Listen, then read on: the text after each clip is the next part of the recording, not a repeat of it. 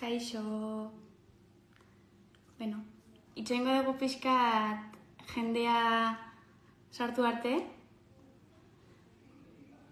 Puntuala segara baino, sartzen da jendea pixkanaka. Ez dakit ondo entzuten dan, aurrekoan esan ziduten oi hartzun pixka batekin aitzazala, baino.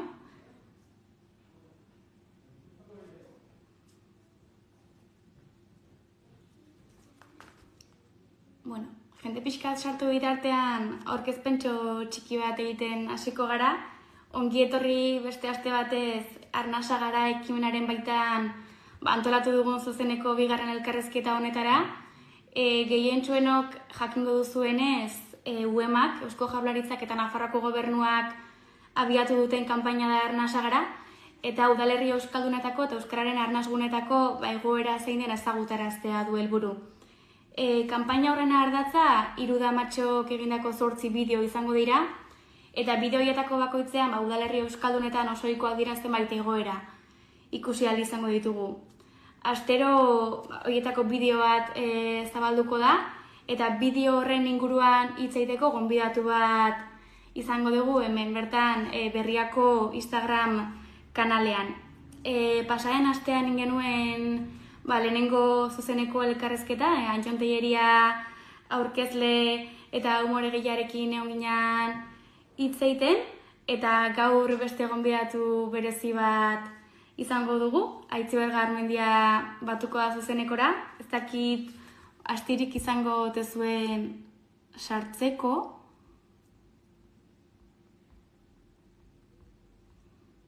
Antza, ez da sartu horrenik, itxoingo dugu pixka bat Aitziber sartu arte, bera aurkezpena ingo nizueke, baina Aitziber gabe pixka eta arraro izango da, itxoingo dugu pixka bat.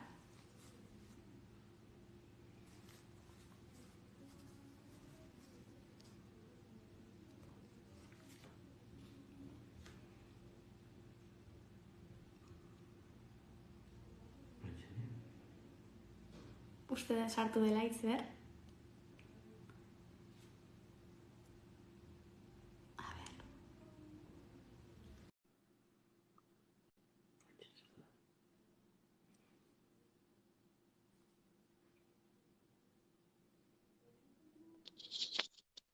Kaixo! Kaixo Aitziber, zemuz? Oso ondo zuek? Ondo, hementxe? Zure zaigen den. Lan, eske sartu nahi Arnasa garako kontura, eta esotero ez daude, hemen nun daude, eta esoteta, ostras, Berriako kontuan. Azkenean topatu gaituzu. Bai, azkenean, hor zaudete. Oso ondo. Zemuz? Oso ondo, zuek? Ondo, lan beteta ibiliko zea, ez da? Bai, esan bai, baina, bueno, guain ja 500 dauzkagu jai, eta ja hori da nire oasi pertsonala. Bai.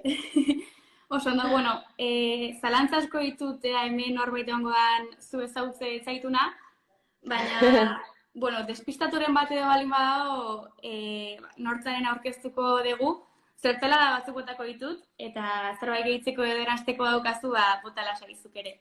Bale. Aitziber Garmendia Melizabal, Zaldibian jaio zen 1982 urtean, ezta? Bai.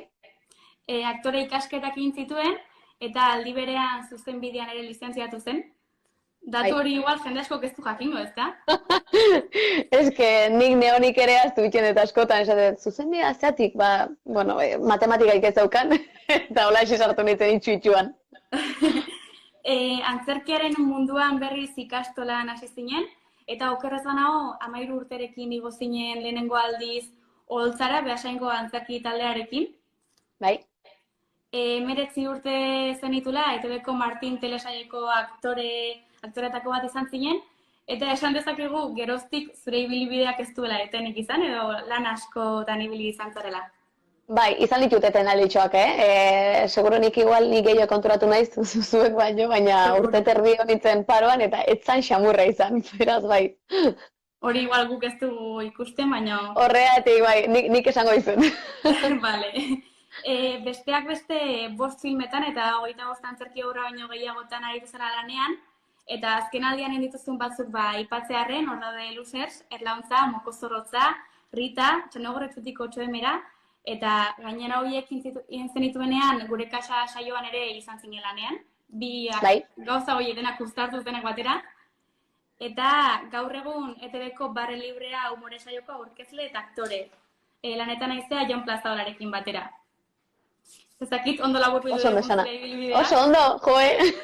Neri ere balio izaten dit gogoratzeko. Ze askotan esatet, zein eta aurreko urtean zein, ba, bera, eskerrik asko. Gaur ala ere, gonbidatu zaitugu ona, beste aktore batzuen lanari buruz, eta batez ere, Arnasagara kanpainaren barruan, zabaldu den bigarren esketxari buruz solasteko, izan dezu denborarik ikusteko esketxori? Bai, eta asko gustatu zait gaina. Pila bat, gaina 3 aktorak ezautze ditut eta asko maite ditut eta oso ondo idatzita dago, oso ondo zuzenduta, beraz, hemendik zorionak esketxo egin dutenentzat. Ze ondo. Ezpade eta aurreko astean bezala laburbilduko dugu pixkat esketxori zer dan, zer gertatzen den bertan. Hasteko aipatu arnasagara.eus webgunean dagoela ikusgai jada, eta bertan, zuk esan duzun bezala 3 aktore agertzen dira, Erika Olaizola, Ainhoa Etxebarria eta Iratxe Urkiaga, eta azken biak bikote dira, baina beraien harremana ez doa berai ikuste bezain ondo. Beraz, arazoiei buelta eman nahian edo, Erika terapeutanaren gana joan dira kontsultara, eta azaltzen dira bikotean nola beraien arteko sugarra itzalidan, ezakiten nola eman buelta egoerari, eta Erikak komendatzen die IKA metodoa. IKA metodoa probatzeko, eta horrekin haien arteko konplizidadea eta gertutasuna areagotzen den. Eta azken finean hori da umoretik ere bideoaren mezua, ez da nola Itanoa erabiltzeak askotan hurbiltzen gaituen, eta izenburua dioen bezala Itanoarekin gehiago busti beharko ginatekela edo hori. Bideoaren ondinorakoa laburbilduta, ez dakit animatzezean aitziber, elkarrezketa azuka hasi badugu ere, elkarrezketa ika iteko. Tira, soiatuko baitxun. Hori da, nik aitortu gara nitzako ere erronka badala, beraz, hanka sartze bale maet, barkatu. Nik aitortu behar dizuet kuadrian asko ditzen naizela edo entzuten dutela ika, neska kuadria, zalebiko neska kuadria daukau, eta nik batzukin itxen dinatika, baina danakin ez, eta ez dakit zergatia zeatik den, batzukin holaxe ateratzen da, eta beste batzuekin ez, iruditzait naturalatea behar duen zerbait dela, eta batzutan ala izaten da. Baina aurrea, saiatuko ditun. Vale. Beraz, kuadrilla aipatu duen, kuadrillatik aparte badun ohiturarik beste norbaitekin ikaitzeko edo bakarrik kuadrillara mugatutako zerbait da? Kuadrillan bakarrik. Egia da, askotan entzun izan dinala etxean, ez? Amak izebari egiten dio, osabak nere amari ere, bi osaben artean ika egiten dute, baina nere amak osabari ez, olako ekuazio raro batzuk baitun. Orduan, nik uste inoiz ez dakigula zergatia, hola naturalki sortzen den zerbait da, eta hola entzun izan dinat txikitatik, baina zeatik jakin gabe. Eta orain pasatu zaigunan antzeko zerbait bizi izan duen ez baita alegia, elkarrizketa bazukan hasi, ikara pasatu edo alderantziz, konfiantzarekin ikan hasi, baina solaskideak nahi bezala erantzunez eta berriz zuka itera itzuli? Bai, askotan. Gaina, nik askotan, nahi gerta ez zaitena da, igual, kuadriako askokin ika hasten hau, eta gero ez dauket, igual, oiturarik edo errestasunik ika seitzeko.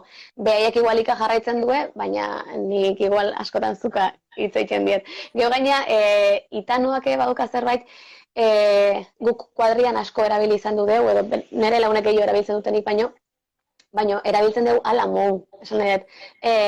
Ni jungo naun ez dugu esaten. Ni jungo nitxon, eta nitxon ez da existitzen, baina bada gure ika iteko modua. Zuzena ez dela, hori badakigu, baina igual bada gure iteko modua. Eta lan arloan edo lan munduan, badun baliabide bat, pertsonaia bat karakterizatzeko edo, adibidez, erlauntzan ikusi dinagu kuadrilla arteko harreman horietan ahalegina Itanoa hitz egiteko, eta askotan ere badela ezaugarri bat pertsonaien arteko konplizidade gertutasun hori islatzeko edo, ezta? Bai, nik benetan uste dina gaina nesken arteko Itanoa indartu behar degula eta gure esku da, hola. Gero egia da, natural suertatzen den edo ez, hoi beste gai bat dela. Erlauntzaren kasuan, egon dia, horren inguruko, ez dakit polemika deitu daiteke, baina bai, eztabaidak, bueno, itanoa bai ez, naturala da, bai ez, baten batek esatezun, bueno, adostu beharko genuke, erabili behar dan, edo ez. Ni beti izan naiz zentzu hortan, kasu honetan itanoan kasuan, baina orokorrean hizkuntza edo hizkeran aldean askatasunaren eta norberaren aukeraren aldekoa. Orduan, erlauntzan apustua izan da itano erabiltzea, bueno, kuadrillan arteko konplizitate edo, bueno, izakera hori azaleratzea aldera, baina nik badakit jende asko ez duela ulertuko. Nik ulertzen dut txikitatik entzun duten zerbait dalako, eta hala ere, niri asko kostatu zitzaidan itanoa modu zuzenen erabiltzea. Eleno esan dakoagatik, ni aterako naun, esan ordez, ni aterako nintxon, esaten datelako igual nik ez, nire herrian. Eta gauza horiek, neurtzea zaila dela. Ez dakit kasualidadea ote izan dan edo, baina okerrezano kamisetan ika jarte gizu, ez? Ez da kasualidadea izan, propio aukeratu dut. Elkarrizketa ontarako, ika. Ona. Izatez, Zaldibitarra aiz, baina gaur egun ordea Donostian bizi aiz, herriaren arteko distantzia edo kontraste horietan, nabaritzea alden toki batzuetan edo hirian adibidezika gutxiago entzuten dela edo? Egia da, egia da. Donostin, ustet sekula ez detela ika entzun. Ustet inoiz ez, igual, behin goatzen naiz, taxista batek ika itzeintziala, eta esan, ostia, inungo aiz, eta etxasondoko hauna. Orduan ja. Orduan inkognita asko argituta galitu ziren. Baina, kasu hortan herria askotan falta mutatzen dinat, baina kasu hontan gehiago hizkuntzan aldetik eta beste errestasun bat. Ni Donostia etorri nintzenetik egia da, belarri asko galdu dutela gauzeitarako. Ia 5 urtekin etorri nintzeni, eta 5 urtetik honea belarri asko galtzen da, eta itanoan, euskara aldetik asko galdu inat, eta erderakadak erabiltzeko joera gero ez da hondigoa inat, eta horreken batik pena. Zaldibian, pentsatzet Euskal Herriko beste tokitan pasatzen den modura adinekoen hautan igual gehiago entzungo dela ika, eztan ere, esate dute gazten eta emakumeen kasuan gero eta gutxiago aitzen dela. Ez dakit ikire sentsazio hori duan edo? Bai, nik uste gaina, euskara munduan gaina, emakumeen artean itanoa gutxiago entzuteak ematen du pena, ez? Kontsideratzen dut bageala gizarte bat nahiko aurrerakoia, nahiko aurreratua, baina oraindik ere badao, bereizketa hori.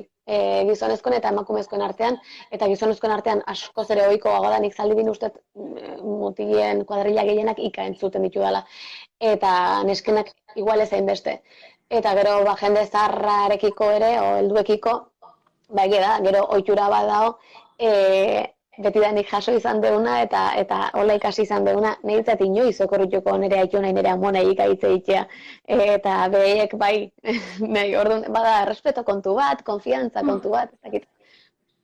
Hain justu, generoa aipatu duzu eta itanoak badu bereizgarri bat da solaskidearen generoa aintzat hartu behar dela, gainera, emakumeoi askotan mutilen ika edo toka egiten ziguten, noka alde batera utzita. Hori, ez jakintasunetik dator baita ere, ez? Askotan ika erabili nahi duzu eta igual ez dakizu bi genero daudenik itanoa erabiltzeko momentuan. Nei errexago haitu zait ika emakumen artean bereiztea edo, ulertzea kuadrillan entzun duten zerbait dalako, baina egia da, nire ama eta nire osaba entzun izan ditudanean ere, oso, etxeko haitu zaitela, gizonezkotik emakumezkora pasatze hori, baina nik rekonozitzen dut ez dauketela ohiturek eta ez dauketela errestasunik, solturaik ika hitzeiteko momentuan.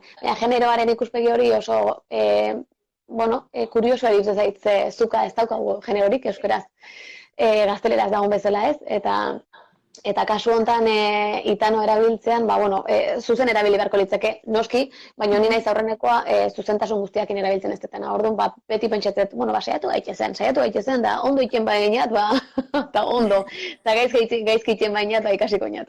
Hortan nahi gaitu noen, saiatzen. Hoi da, saiatzen. Gaur mintza praktika iten nahi gaitun. Hoi da. Generoaren gaiari lotuta, ari ditu niten ikerketa asko, genero rolek Itanoren erabileran izan dezakeen lotura edo harremana ikertzeko. Ikerketa horien emaitzen arabera sozializatzeko moduak eragina izan dezake tokaren Oain bai! Ez den erretxa. Ez dira ikusten? Bai, nik bai, bai. Bale, nik zuen. Hau izerdik. Bueno, espero dugu, dena ondo jutea. Bueno, esan behar dina, sare sozialak eta ni ez gehala oso launonak. Bagea bi. A ber, irugarren aldizinko dizut galdera berdina, a ber, orain goa... Bota bertsoa. Bota bertsoa. Geratik, osiretik. Erdi aldetik uste horre litxu naizela. Vale. Bueno, hori, finean, ea uste dezun genero rolek eragina izan duten Euskaran Itanoren erabileran genero arrakala hori nabarmeltzeko. Osa, emakumeok ez dugulako hainbeste egiten. Bai, dudi gabe. Bueno, arrakala nabarmentzeko baino gehiago, arrakala horren ispilu bat izateko. Arrakala hor dago, eta hizkuntza edo hizkera da horren beste ispilu bat. Itanoa erabiltzeak, azken finean, esan nahi du, badaukazuela nola baiteko, ez dakit, onarpen sozial bat, igual konfiantza gradu ezberdin bat, eta, mutilei hoi edo gizonezkoei jaiotzetik eman da etorri zaien zerbait izan da. Guk aurkitu bilatu inbarri izan dugu, eta hortik aurrea horrek lotzen du guztia, ez? Gu beti hain zuzen nahi gaituzte, eta hain perfektu, eta ez dut esan nahi zuzena eta perfektua ez danik, Itanoa, baina, noka erabiltzeak ja ematen dizu beste ezaugarri bat, igual beste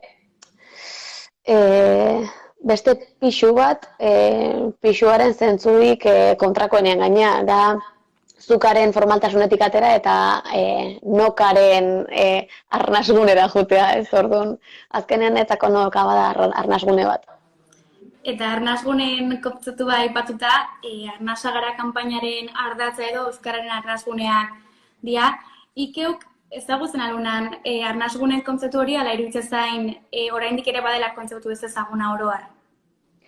Nik askotan ibiltzeinat, baina normalen ibiltzeinat pertsonekiko, launekiko, baitun laun batzuk nire arnasgune dienak, eta beti esaten dut pertsona hau da nire arnasgunea.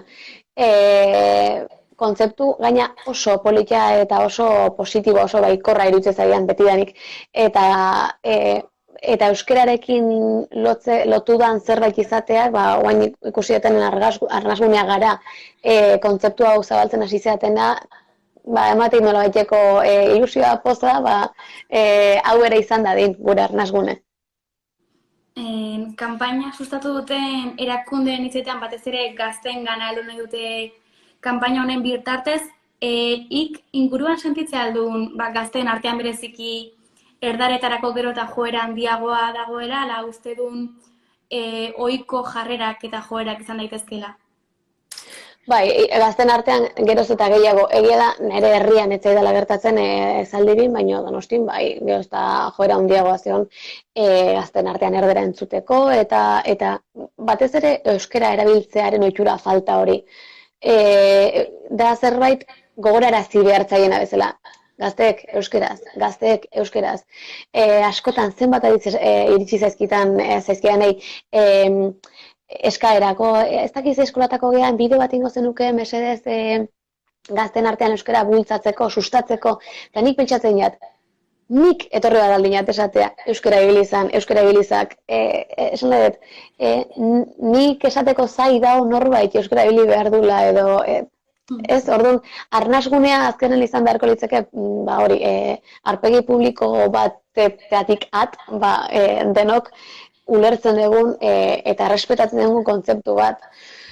Iruditzen zait oso importante dela, ze gazte jendea ikusten detenen eta entzuten detenen hemen Donostin erderaz kriston fina bateit, eta euskaraz entzuten detenean aldiz, normala baino gehiago harritzen naiz. Eta lehengon pentsatu ninean, ostia, nahi zatik harritzaita inbeste Donostin gaztek euskaraz entzutek. Ez gazte bakarrik, orokorren Donostin euskara entzutek, hainbeste harritzen bali manau, seinale txarra. Bai. Bueno, hortarako egaitu hemen lanean, eta holako ekimenak eta dinamikak martxan jartzen, eskerrik asko Aitziber, gasto tekniko hauek izan ditugu, baino eskerrik asko momentu eta hausnarketa ederra hauengatik. Agurtu baino lehen, gogorarazi behar diegu ikusleei kanpainaren baitan eta elkarrizketa hauekin lotuta zozketa bat egingo degula astero, euskarazko aldizkarietarako harpidetza edota euskarazko liburuak eta diskoak erosteko bono txartela izango da saria, eta hortarako badaude jarraitu baretuzten zenbait pauso zozketa guztietan bezala. Pauso horiek dira atxekendu ematea asteko bideoari, esketxa beraien stories atalean partekatzea eta bildua Arnasagara kontua aipatzea, Arnasagara profila Instagramean jarraitzea, parte hartzeko epe muga jakin ostegunera arte izango dela Guardiko 12 arte, saria aipatu bezala bonoa edo harpidetza izango da aukeran, eta zozketaren irabazlea ostiralero jakinaraziko dugu. Eskerrik asko berriz zuen, ea barre librean bestelako saioetan itan ogeio entzuteko aukera dinagun. Saiatuko non beda urrungo bakarrizketa gaina ika ingoinat. Ara, ideia. Zuentzat. Ole, eskerrik asko. Eta beste hori ere, eskerrik asko elkarrizketa jarraitzeagatik, eta hurrengo astean ikusiko dugu elkar beste gonbidatu batekin, Idoia Zurmendi abeslariarekin hain zuzen ere. Muxu handi bat zuri Aitziber. Muxu handi bat anoita, eskerrik asko horre ontzaten guztiri, laun asko ikusitxeteta. Ze ondo. Agur, guapa.